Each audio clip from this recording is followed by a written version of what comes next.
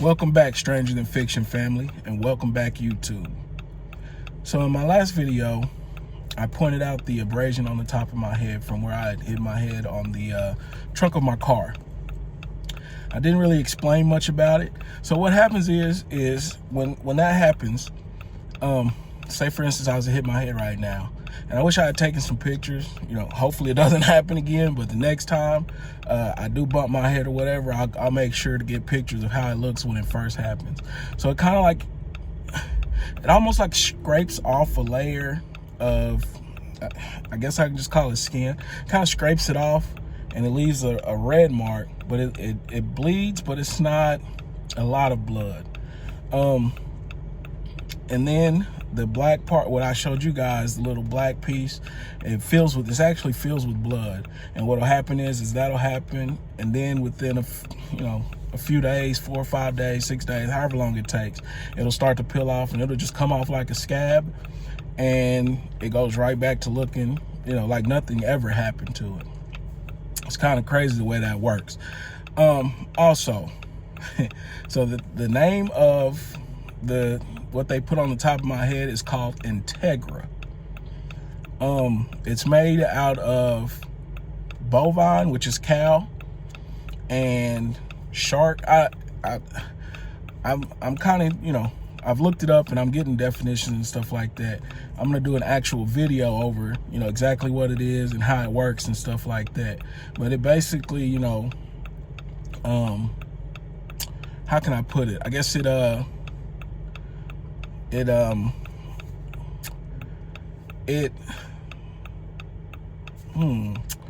don't know the best way of saying this, but it somehow connects to you, and like they use it in different parts of the body. Like some people get it on their legs, their chest, their arms. They usually use it on burn patients, someone who's had a really bad burn. They use what is called Integra.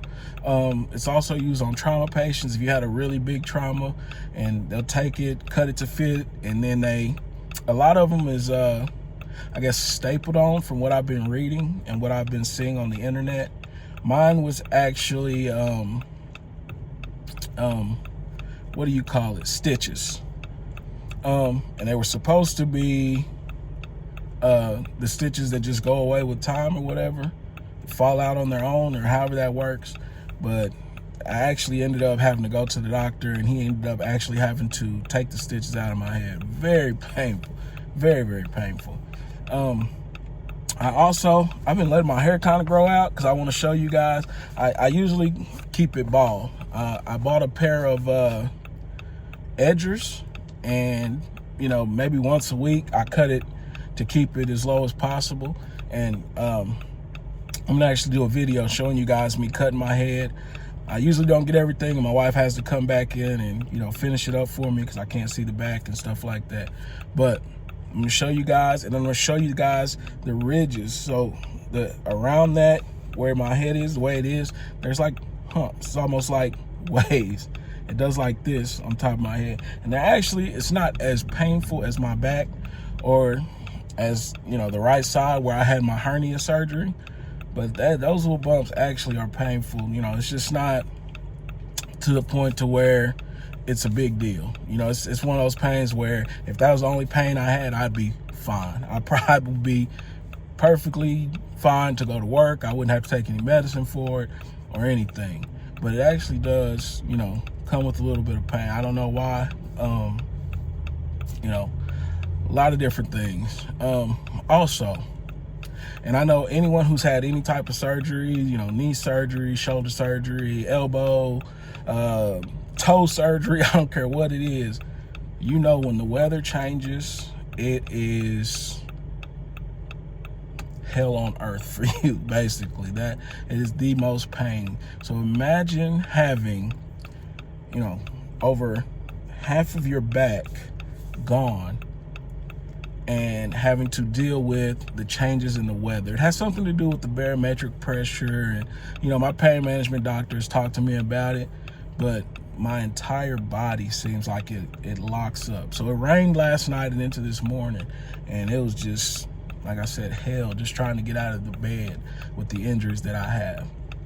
We'll go into that type of stuff a little later. You know, there's so much, and there's, you know, so many different videos, so many different ideas, and different things that I have, you know, that I want to bring to you guys. You know, like I said, I need for you guys to know that even with the situation that I'm in, the situation that you may be in, the situation that your friend may be in, that your mother may be in, your child may be in, they can still live a fulfilling life. You can still live a fulfilling life. Life does not have to stop because of the pain. It does not have to stop because of the injuries. It doesn't have to stop because, you know, we see people all the time who are missing limbs or, you know, living with cancer. There's different things that go on, and life does not have to stop because of it. We actually just took a mini vacation this past weekend, and I'll have pictures and stuff, you know, as those videos come along. I'll have pictures and videos of different things. But, you know, we went to Branson, Missouri for a few days, and didn't get to go to the lake and do what we wanted to do because of thunderstorms and stuff like that. Still had a great time though, you know, rented out a cabin, had a really good time with that. So I'll be doing another video later on tonight, showing you guys me cutting my hair. Like I was saying, I'll cut my hair, show you guys how that goes. I keep it low, and you know, when I first got this done, the Integra and stuff, the doctor was basically, you know, at that time, I was cutting my hair probably every 2 or 3 days because I didn't want it to get infected. Cutting my hair, and I specifically now have to use Head and Shoulders shampoo, the original one. And the way I wash my head is crazy.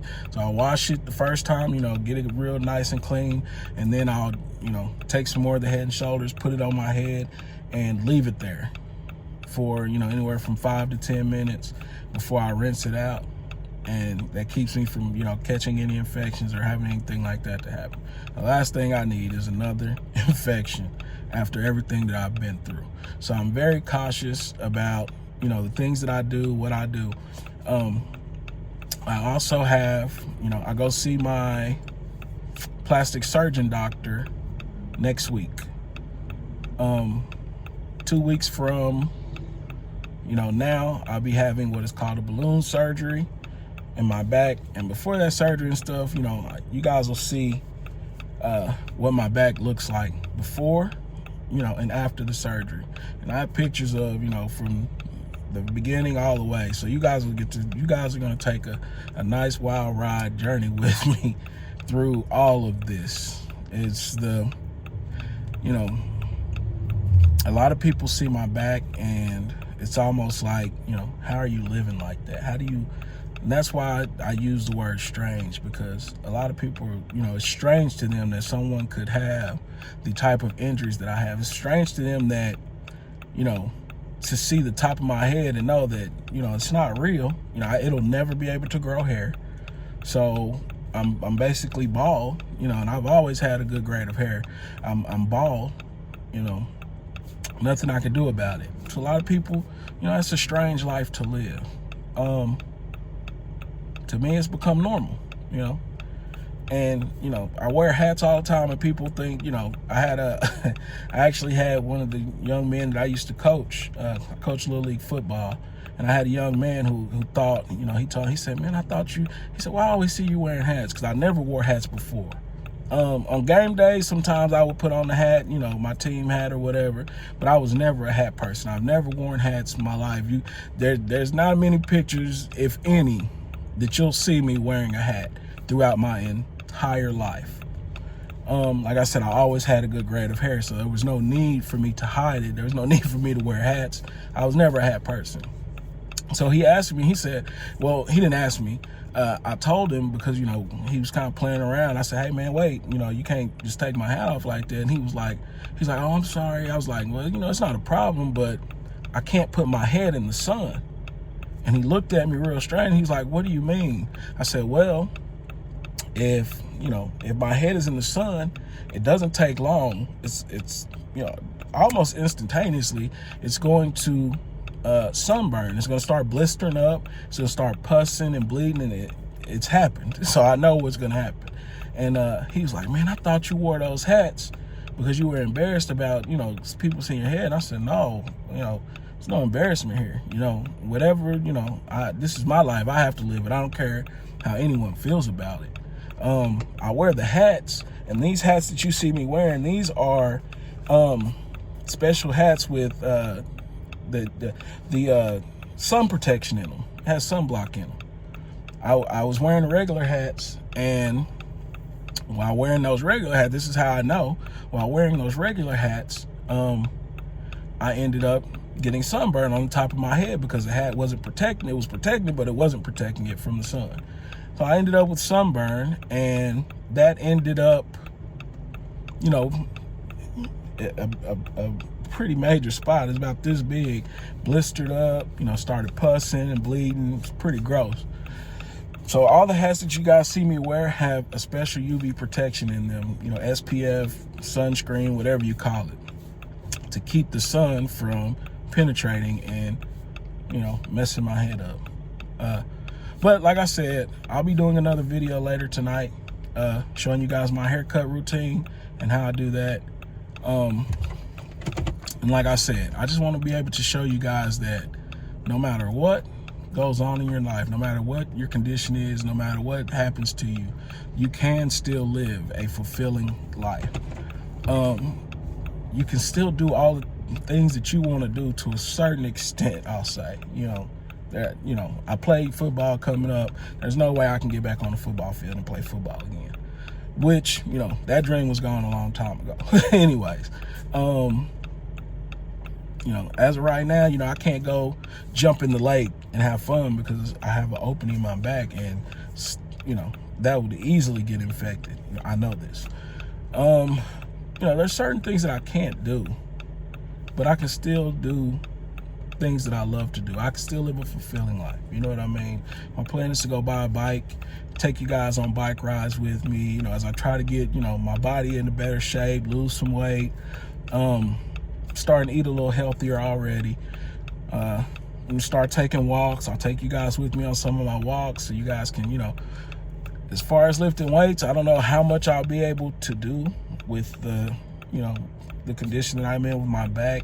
You know, I'm pretty sure I can do, you know, arm curls, maybe some extensions, you know, as far as shoulder and stuff, you know, I can, this left arm only goes about this high. So, you know, shoulder press is probably out of the question. But I'm sure there's some things I can figure out. You know, my plan is to go get another gym membership. I had one, you know, prior to this incident, and while I was in the hospital, I canceled it. But my plan is to go get another gym membership somewhere, you know, and do some light work, you know, maybe some band work, you know, different things that I can do. See if I can get some more mobility back into my shoulder. See if I can build, you know, very lean muscle. I'm not trying to, you know, become a bodybuilder or anything like that. That's never been a goal of mine. But, you know, build up some muscle, build my strength back up, and, you know, live a healthy, productive life. That's, you know, that's the goal for, should be the goal for everyone. Live a healthy, productive life. With that being said, like I said, don't ever let someone tell you that you cannot live a fulfilling life because of whatever condition that you are in. And let's not forget, and let's always remember, Stranger Than Fiction family, whatever doesn't kill you simply makes you stranger.